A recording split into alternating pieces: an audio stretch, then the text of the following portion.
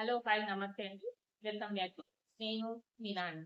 ఈరోజు నేను మాట్లాడబోయే అంశం వచ్చేసి, మనల్ని అవమానించిన వాళ్ళు మళ్ళీ వస్తే వాళ్ళను కలుపుకోవాలా?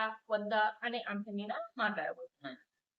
ప్రతి ఒక్కరి జీవితంలోనూ కనీసం 2, 3 సార్లయినా మనల్ని అవమానించిన వాళ్ళు మళ్ళీ వస్తే కలుపుకోవాలా? అసలుకేం జరగనట్లు వాళ్ళతో కలిసిపోవాలా? అనే ప్రశ్న ఎదుర్కొంటూ ఉంటాం. ఇది వారి జీవన పరిస్థితులు, మనసు మీద ఆధారపడి ఉంటుంది. మనల్ని అవమానించిన వారు మనకు ఎంతో ఇష్టమైన వారు కావచ్చు. ఒకప్పుడు మన నవ్వులకి, మన ఆనందానికి కారణమైన వాళ్ళు. కానీ మనల్ని అవమానించిన తర్వాత వాళ్ళు తిరిగి వస్తే మనం ఏం చేయాలి? అవమానం అనేది శరీరానికి తగిలే దెబ్బ కాదు. మన ఆత్మాభిమానానికి తగిలే దెబ్బ. మన మనసు గాయపరిచే మాటలు. వాటి బాధ మనకు మాత్రమే తెలుస్తుంది. వాళ్ళు అప్పట్లో ఏమన్నారు? మనల్ని ఎలా చూసారు?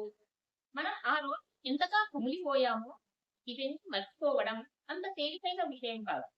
వాళ్ళు తిరిగి వచ్చినప్పుడు మన మనసు 2 రకాలుగా ఆలోచిస్తుంది. ఒకవైపు వాళ్ళపై మనకున్న కోపం, రెండో వైపు వాళ్ళతో మనకున్న బంధం.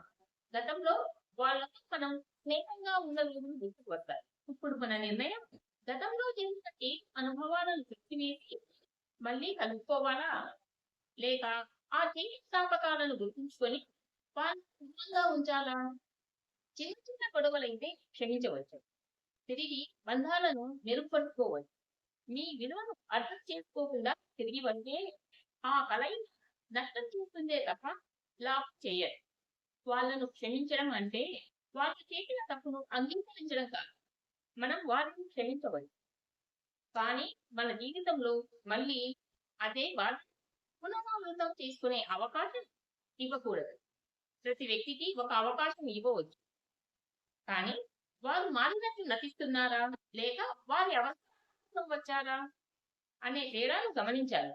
కానీ వాళ్ళ దగ్గర నుంచి మళ్ళీ మన గౌరవం మనం కోల్పోతాం అని అనుకుంటే అటువంటి వారిని దూరంగా ఉంచడమే మంచిది.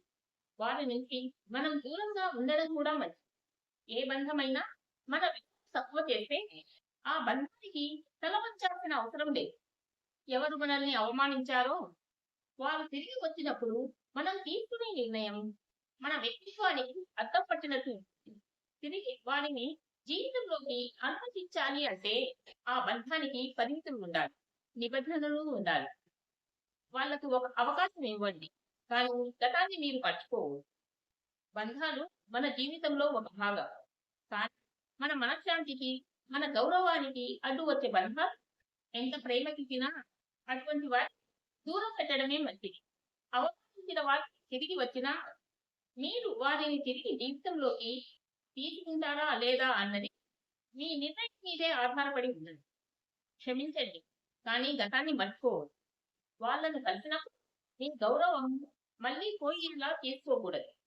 అవమానించిన వారిని తిరిగి కలుపుకోవాలా? వద్దా? అనేది మన గౌరవం, మన మనశ్శాంతి, మన ఎదుగుదలకు అనుకూలంగా ఉందా? లేదా? అనే దానిపై ఆధారపడి ఉంటుంది. మారిన వాళ్లకు ఒక అవకాశం ఇవ్వొద్దు. కానీ మన జాగ్రత్తలో మనం ఉండాలి. చివరిగా చెప్పేది ఏంటంటే మనం అవమానించిన వాళ్ళు మళ్ళీ వస్తే వాళ్ళను క్షమించండి. కానీ వాళ్ళతో జాగ్రత్తగా ఉండండి. బంధానికి మించినది మీ స్వాభిమానం. తప్పు చేసిన వారు మారాలి. క్షమించి మీరు మళ్ళీ బాధపడకుండా ఉన్నప్పుడు మాత్రమే మిమ్మల్ని అవమానించిన వాళ్ళు మళ్ళీ మీ జీవితంలోకి వస్తే కలుపుకోరు. కానీ మీ జాగ్రత్తలో మీరు ఉండండి. ఈ వీడియో మీకు నచ్చిందని అనుకుంటున్నాను. ఈ వీడియో మీకు నచ్చినట్లయితే లైక్ చేయండి, షేర్ చేయండి, సబ్స్క్రైబ్ చేయడం మర్చిపోవద్దు. మరొక మంచి వీడియోలో మళ్ళీ కలుద్దాం.